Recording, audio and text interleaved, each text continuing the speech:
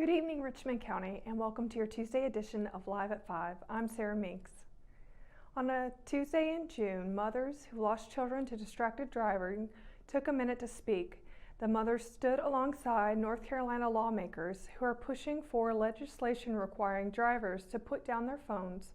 Holding a phone while driving is akin to holding a weapon, Jeanette Nash told those who gathered for the news conference. The National Highway Traffic Safety Administration reported nearly 3,000 fatal crashes due to distracted driving in 2017, amounting to 9% of all fatal crashes that year. Cell phone use was a factor in 401 fatal crashes. Texting and driving is illegal in most states, but drivers are still largely allowed to talk on their cell phones, surf the internet, or check email without getting into legal trouble. But that's quickly changing as more and more states are adopting hands-free legislation. What free hands legislation entails varies by state, but typically the new laws make driving while holding a cell phone illegal. 18 states have enacted laws designed to prevent drivers from holding a cell phone. NC Bill 144 would create a new offense for distracted driving. The law, if passed, would prohibit drivers from using their hands to engage in distracted behavior while operating a vehicle. Distracted driving, as defined in the bill, would include using a handheld mobile device while behind the wheel of a car. Violations would be punishable by a fine of $100 plus court costs. In a patriotic service to celebrate Richmond County's everyday heroes, Dr. Allison Farah, pastor of First Baptist Church, led the congregation and choir to demonstrate appreciation for those who protect and serve the community on Sunday, July 14th. Members of the Hamlet Police Department, Hamlet Fire and Rescue Department, Richmond County Sheriff's Office, and Richmond County Emergency Management were invited to attend, in addition to local veterans. After the pastors welcomed to the large crowd in attendance, Terry Moore, retired Hamlet Police Chief and current candidate for the Hamlet City Council, gave the invocation. The Sanctuary Choir sang the Star-Spangled Banner and We Remember America with a solo by Ruth Ann Harris. Detective Corey Wilson of the Hamlet Police Department came before the congregation with his words of testimony. Wilson said he endeavored to study the Bible as a child and has opened doors for him to serve others. He has been on mission trips around the world and said he has seen that many others don't have all the advantages we do. As an officer, Wilson said he has to make decisions in a split second, and he knows he has to be strong and that God will give him patience. The American Association of State Troopers has kicked off the 2019 Best Looking Cruiser Contest, and the NCSHP is in the running once again. This year's entry features a Dodge Charger Ghost car and one of their newest Bell helicopters. The public is encouraged to view nationwide submissions and ultimately vote for their NCSHP. The contest began July 15th and will run through July 30th until 3 p.m. The winner will be presented with the Best Looking Cruiser Award for this year and will be featured on the cover of the AAST's American's Best Looking Trooper Cruisers 2020 wall calendar. When we return, we've got your Live at 5 weather report. It's coming up right after the break, so stay tuned. Hometown heroes? Well, maybe. When it comes to backyard comfort and no pesky mosquitoes, call Brown Termite and Pest Control at 910-895-6410 or 910-276-8870. Their team of superheroes can take back control of your paradise. That's 910-895-6410 today. At Richmond Community College, we can prepare you for a high-skill, high-paying career in a variety of fields. We are always developing new courses and programs in response to the communities we serve. We offer day, evening, and online courses, and you can now complete 7 curricular programs entirely online, including our university transfer degree. At Richmond Community College, we believe in helping you prepare for a better life. Richmond Community College, local college, big impact. But I don't know. They gave me the clicker, so.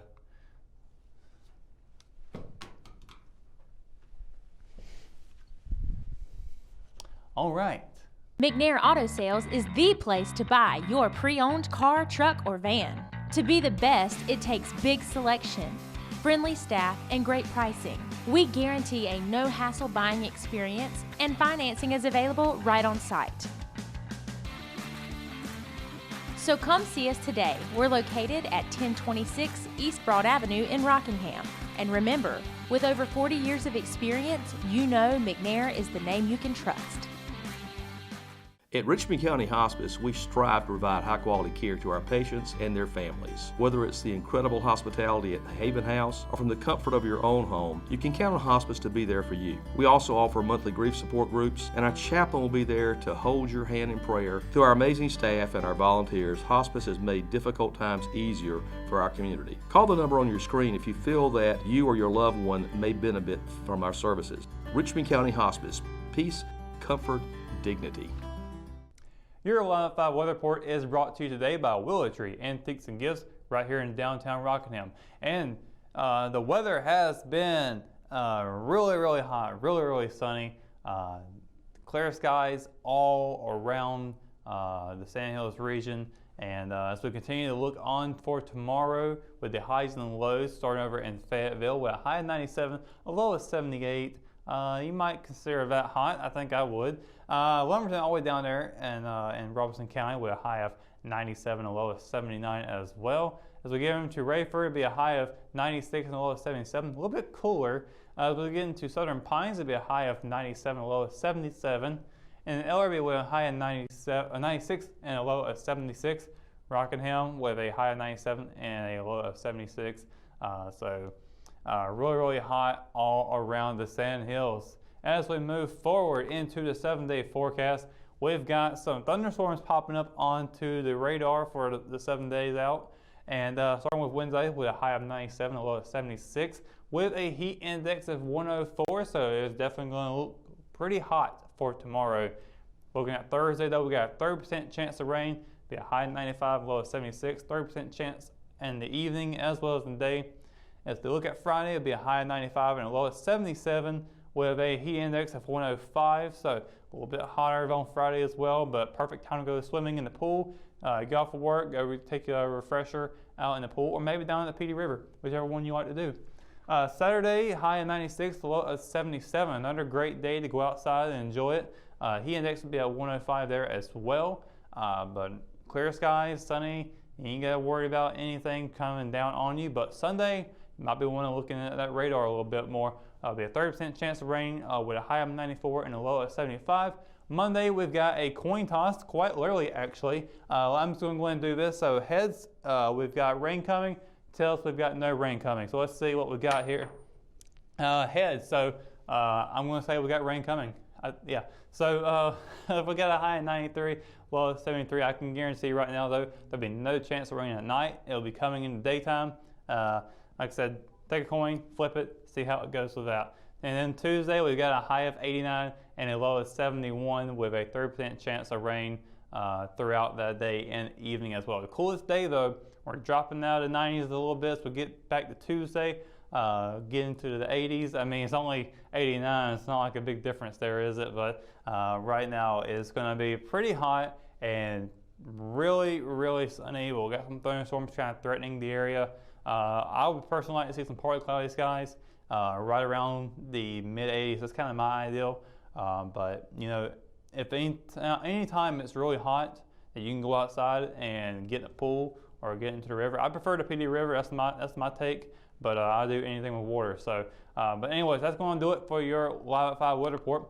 When we return, we've got your ROA Sports update, including Richmond Rattler baseball. It's coming up right after the break.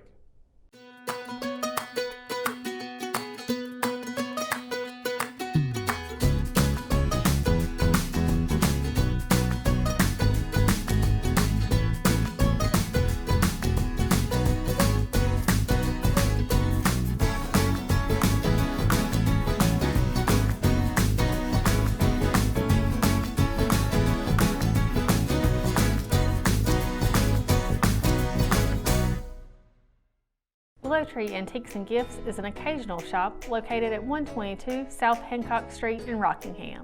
We are open the first weekend of each month, Thursday through Saturday. We strive to offer a unique selection of vintage, antique, handmade, and new goods. If you are looking for something out of the ordinary, then we're the place for you. Willow Tree Antiques and Gifts is passionate about helping you make your home or office space unique. We would love to see you during our next occasional shop dates. An RBI base knock and some nifty base running by the Richmond Rattlers varsity baseball team proved to be the difference maker in Monday's game. Richmond hosted the Union Pines Vikings to kick off its final week of Central Carolina Scholastic Summer League play. In what turned out to be a low-scoring affair, the Rattlers manufactured enough runs down the stretch for a 3-1 victory. Rising junior pitcher Michael Piet made the start for Richmond as the right-hander allowed just one hit over the 3 innings of work. Head coach Ricky Young used a committee of pitchers to secure the win, seeing rising junior Hunter Hancock and rising sophomore Cameron Way finish the final 4 innings. The Rattlers improved to 6-4 this summer and will begin their final series Wednesday at home against the Scotland Sliders. First pitch is set for 7 p.m. In JV action, a quick start by the Rattlers was overshadowed by a strong finish from the Union Pines Vikings on Monday. The Rattlers kicked off their final week of Central Carolina Scholastic Summer League play with a 10-5 loss at home in 6 innings. The win was the second by the Vikings in the 3-game summer series. Rising freshman Bryson Goodwin made the start for the Rattlers and gave up 7 runs on 8 hits and 5 innings of work. He pitched 3 scoreless innings to start the game, but Union Pines plated 5 runs in the 4th to take a lead it wouldn't surrender. Replacing Goodwin on the hill was fellow rising freshman Ethan Locklear, and he allowed 3 runs on 2 hits in the final inning. As the summer season winds down, the Rattlers will host the Scotland Sliders on Wednesday. First pitch for the final series opener is set for 4:30 p.m. A couple of Richmond County-based travel basketball teams made a big showing at the 2019 National Travel Basketball Association's National Championship last week. The Richmond Jammers saw its 6th, 7th, and 8th grade teams travel to the Myrtle Beach Sports Center and compete for the Silver Championship national title. The 7th grade team brought home the national crown, while the 6th grade Jammers finished runner-up. What started out as one team 17 years ago has blossomed into 9 teams now for the Jammers. In the championship games, the 7th grade team defeated the Georgia Jayhawks to win the national championship, while the 6th grade team came up just short to the Moore County Cavs. The 8th graders lost the second round of the championship bracket, but coach Tanika Reeder noted her players gave her all they had. The tournament put a cap on the Jammers season, which began in March and ran through early July. With other successful seasons under wraps, Reeder hopes to continue to help developing players in the off-season through middle school and high school ball. And that's going to do it for another edition of Live at 5. Be sure to stay up to date on all the latest in Richmond County by going to richmondobserver.com or by downloading the free RO app for your mobile devices. For the Live at 5 crew, I'm Sarah Minks. Thanks for watching, and good night, Richmond County.